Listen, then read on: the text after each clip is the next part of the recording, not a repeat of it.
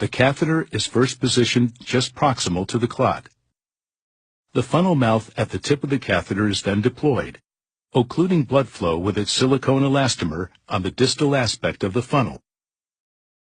This results in the mouth of the funnel tip being maximally expanded in a radial fashion by the patient's own blood pressure, creating a seal against the arterial wall and arresting blood flow.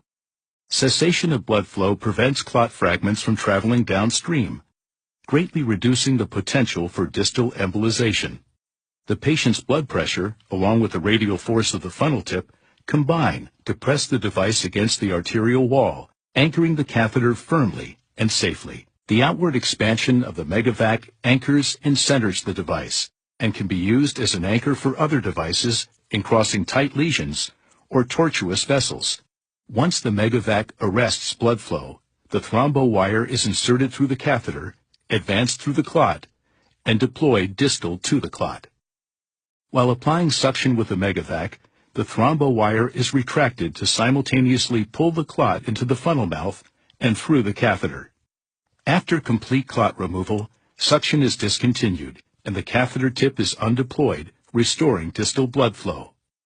Rapid removal of occlusive thrombus with vacuum extraction can accelerate door-to-balloon time and improve outcomes. 4-feature solution in one device: occlusion, protection, anchoring, and removal.